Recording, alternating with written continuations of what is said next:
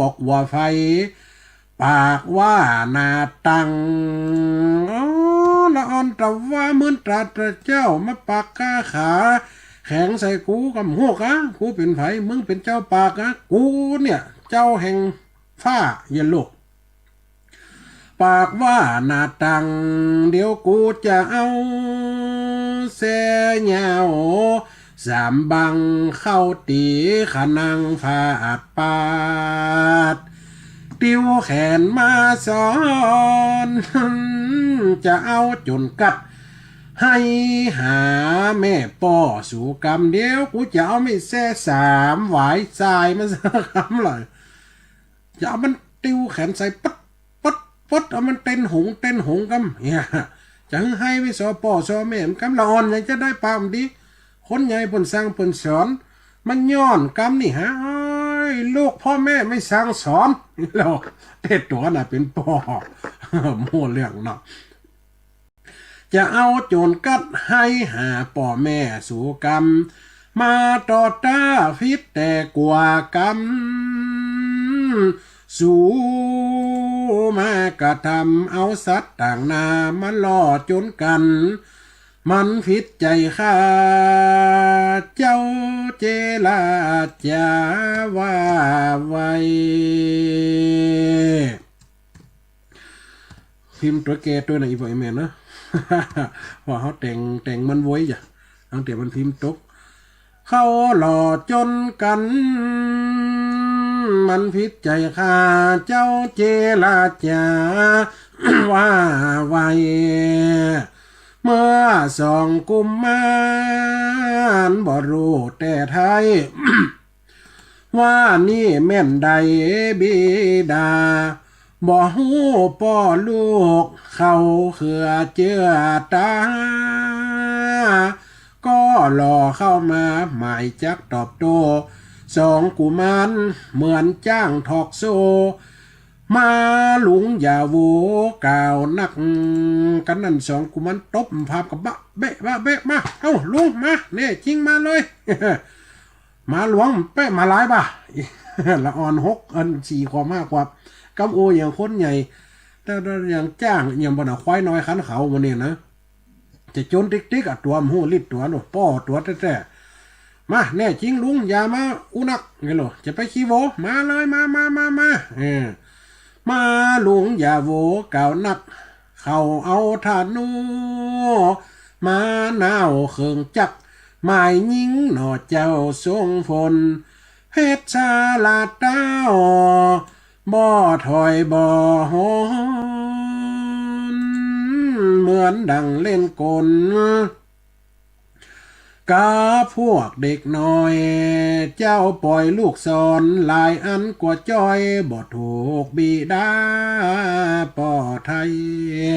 สองกุมันก็เอาธนูกะขึ้นกงธนูหรอยิงธนู3 ดอก4 ดอกยิงดอกได้ก็กลายเป็นดอกไม้ยิงดอกได้ก็กลายเป็นดอกไม้ตกใส่หลังตีนเจ้าเฟสสลัดเพราะว่าลูกจะฆ่าบอมได้ปันห้องว่ามาตุคาดปิตุคาดห้ามนรกห้ามสวรรค์ห้ามนิพพานฮอดความโหมเป็นอย่างเทวดาดุลใจกะลูกศรอันเคลือบด้วยยาพิษเคลือบด้วยคมมีดคมหอกคมดาบคมลูกศรตกกลายเป็นมาลาดอกไม้โลดบ่ถูกบิดาป่อไทย 1 ยิง 1 กายเป็นปวงดอกไม้มาเปกใจได้เหลือแห่ง2 กุมารน้อยลวดได้กินแนงอวดตัวมีแห่งไม่จักต่อตาน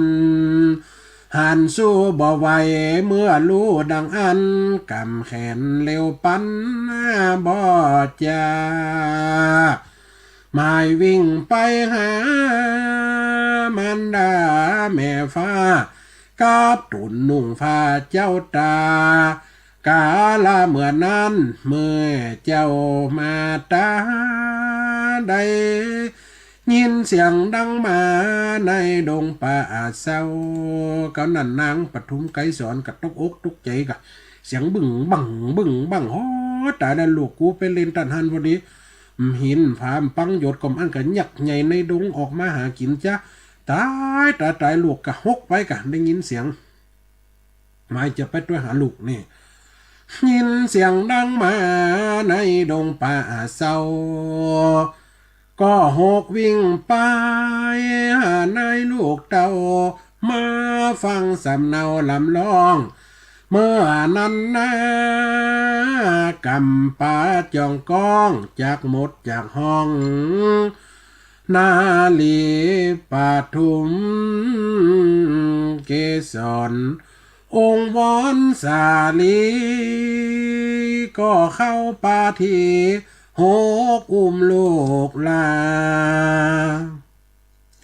บ่ลูกกลัวไฟเกิดได้ตั้งหน้าบ่พอราชาผัวหัก ล่นขจไปหอบอุ้มลูกสองคนเอามาไว้กับอกลูกโม่ว่าคนนั่นเป็นสามีเป็นผัวติดปัดฝากกันไปได้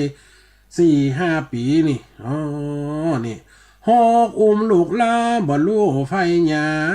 เกิดได้ตั้งหน้าบ่พอราชาผัวหักเข้าไปโอบเอานอนเอาบุญนักว่าท่านองค์เจ้านงไว้บ่รู้ว่าท่านมาจากหนไหนขอป้ออาภัยลูกสองข้าเขาพงเป็นเด็กบ่รู้ตาหน้าพิษธรรมดาเล็กน้อย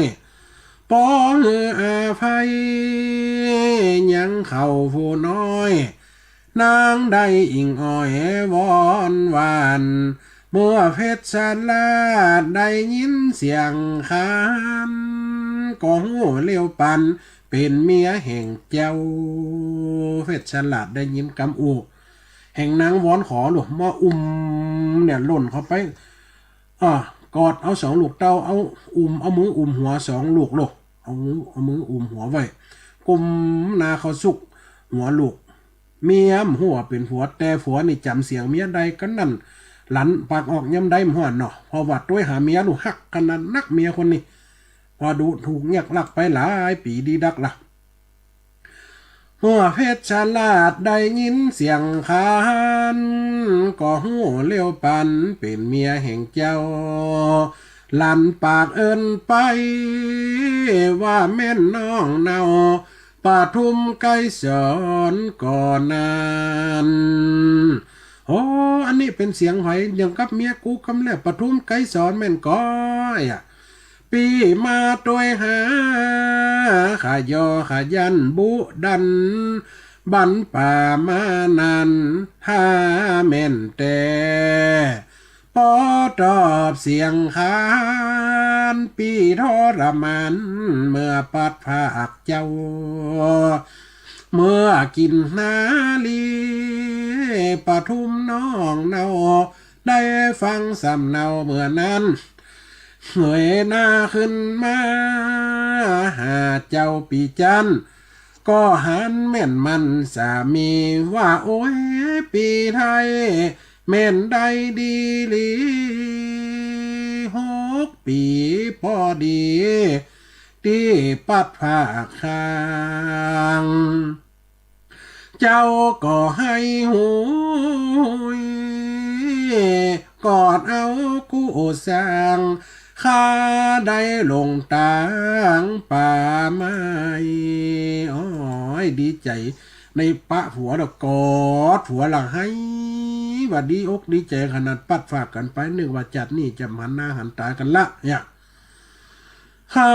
ได้ลงตางป่าไม้สั่งมาดีใจของข้าน้องไทยมาปบจวบได้ละจะนึกว่าจะอาจนี้บ่หันแล้วนะ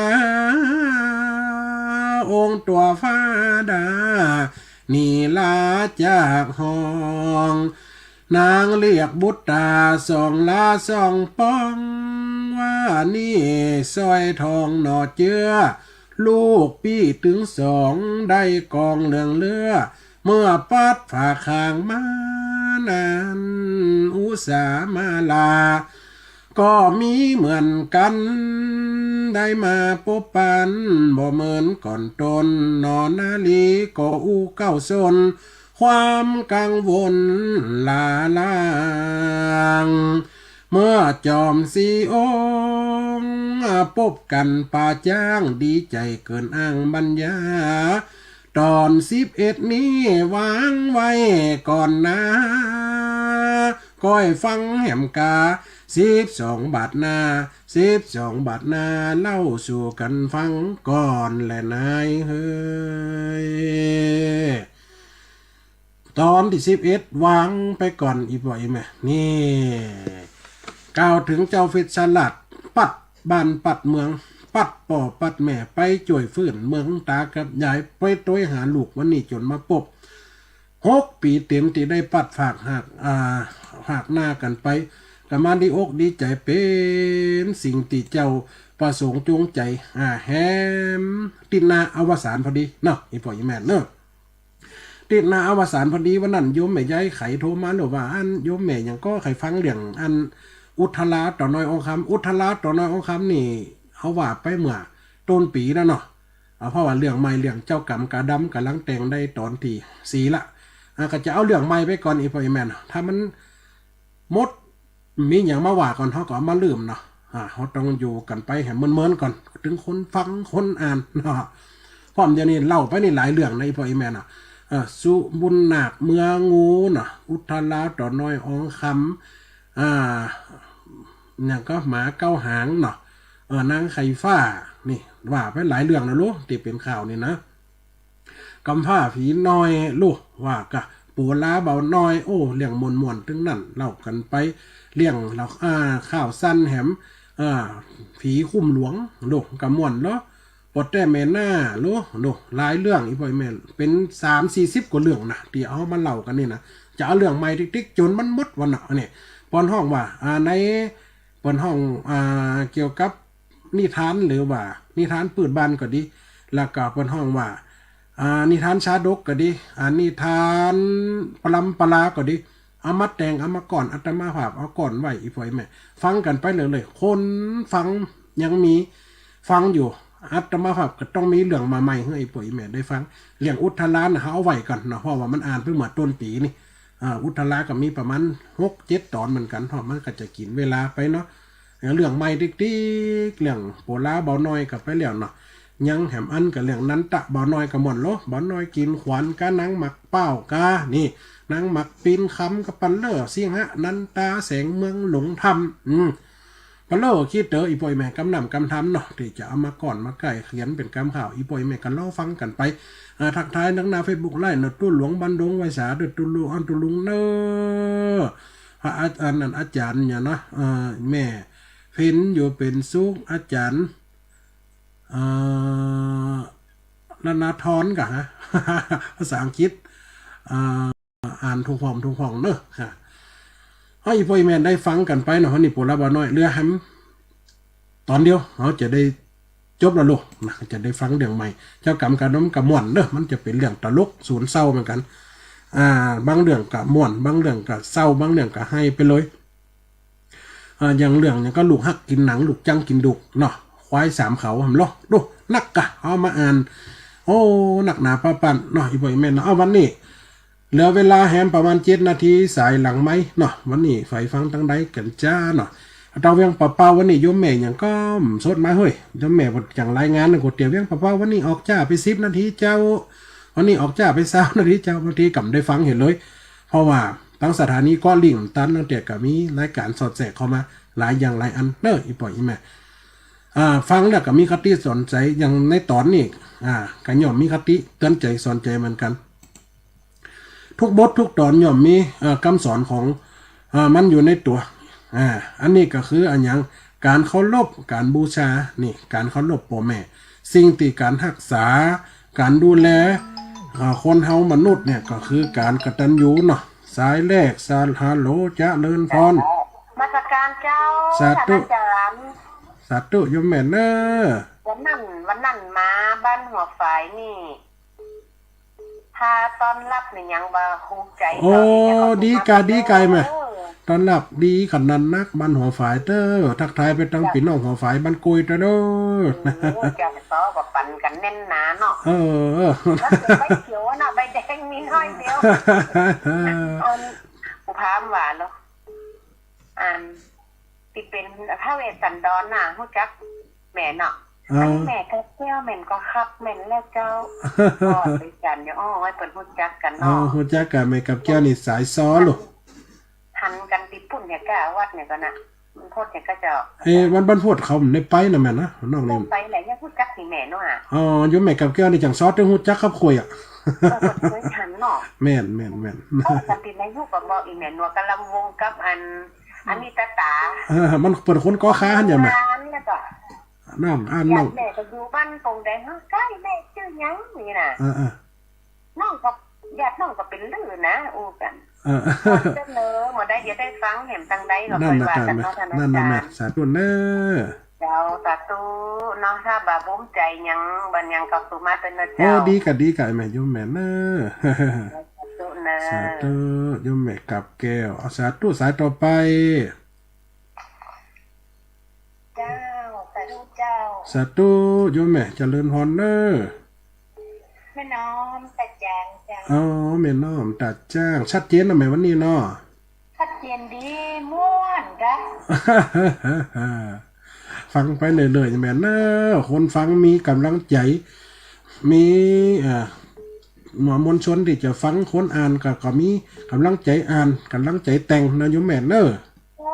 ตึงฟังม่วนดี สาธุแม่เนอะ เจ้า สาธุโยมแม่น้อมจากสันทรายเนาะ เจ้า สาธุเนอะสาธุเจริญพร เจ้ากับไว้แสด้วยท่านพระอาจารย์เจ้า สาธุ ฟังอยู่เด้อไม่สุกเดียวมันศิลพรสิที่มันองค์ละปุนนะเจ้า สาธุเน ประเดี๋ยวนี้ อะ ครั้งหนึ่งสอนครั้งหนึ่งผูกเนาะ อาหารผูกหนึ่งจะเอาภาษาล่ามเดี๋ยวนี้ปะเมียปะลูกเดี๋ยวก็จะไปปิกไปหาแม่ เพื่อนกับเป็นเพื่อนฮักกันหนึ่งเพื่อนจะเป็นลูกยักษ์เพื่อนกับฮักกันเนาะ ลูกเนี่ยก็ฮักลูกเย็นก็ฮัก แม่แล้วเจ้าฟังอยู่เด้อ เน ชัดเจนอยู่เด้อ ทั้งบ้านโฮงนี่ป้อหนาวก้า จุดที่ห้าว่าโดยสองซักนะเจ้า สาธุเนอ เรากลับไว้ค่ะเด้อ สาธุพร เจ้าสาธุเด้อเจ้าเด้อ สาธุเนอทั้งหลับปูนทั้งสายจอมตองสันทรายแม่นริมเนาะสันกำแพงหลายตีนเนอะสันกำแพงโยมแม่ยังก็ลืมไปละหอนเปิ่นกำโทรมาเมินเนี่ย ที่อยู่อันเนี่ยกำแพงหินเนี่ยเนาะเนี่ยแต่ว่ากำแพงหินเมินลำได้โทรหากันเนาะกับเปิ่นกับฟังอยู่กับสมัครคนเปิ่นฟังนักอีปอยแม่นหาไปป้าไหนเปิ่นกับอู้อยู่เปิ่นว่าอีแม่บักกล้าโทรอีหรอกไอเสียงตัวเก่าออกวิทยุอีแล้วบางคนก็โทรหลังไมค์เอา มันกับมีคติเตือนใจยังยมแม่น้อมว่าตะกี้นั้นนะยมแม่น้อมยมแม่สุกแก้วเปิดกับฟังมันนี่กับฟังตลอดทั้งสายแม่เมาะแม่ทะเนาะหลายตีหลายทั้งเม็ดทะนี่จะชัดกว่าหมู่เม็ดทะกับห้างชัดนี่จะฟังนักชัดกว่าหมู่เพราะว่าคืนอยู่ใกล้ทั้งแม่เมาะนี่ก็เป็นบางโซนอาตมาว่าไปเตะทั้งแม่เมาะมันส่วนมากจะตึกแห่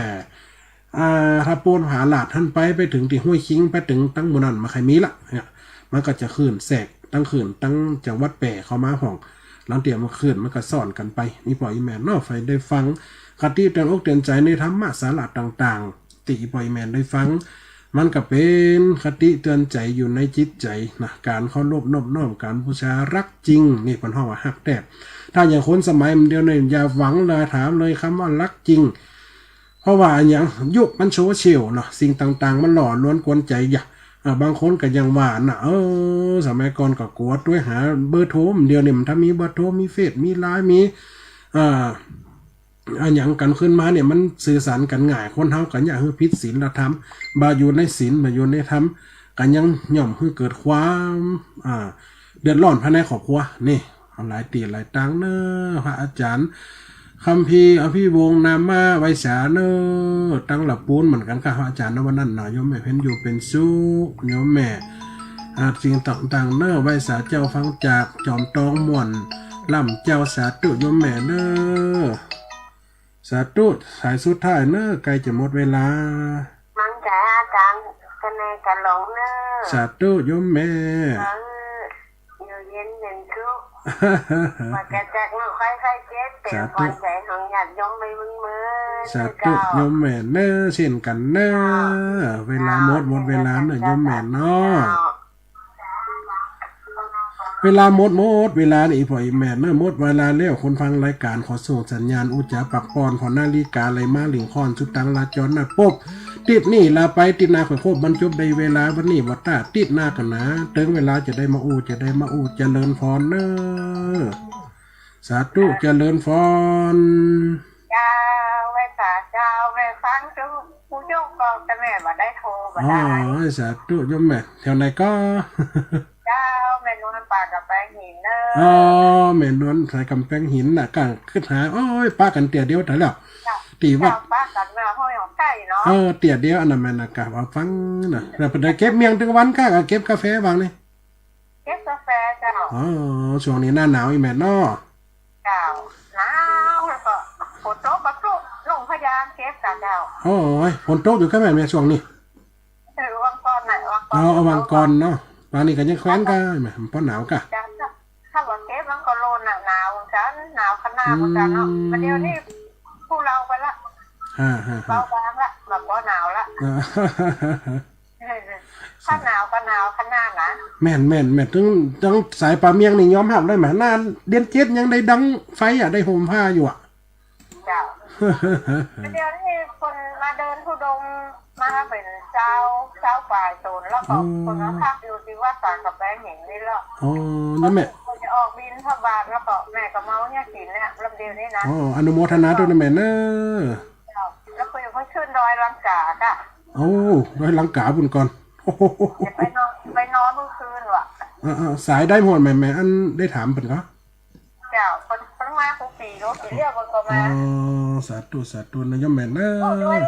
ร้อยรักษามีคนมาเอียวกันนักวันไหนบางเสาร์ที่นี่บางวันมีถึง200-300ปุ๊บเขาขึ้นดอยนะกาแฟในขายดีขนาดนั้นมั้ยนะขึ้นดังมาต่อลงปางกับแป้งเจ้า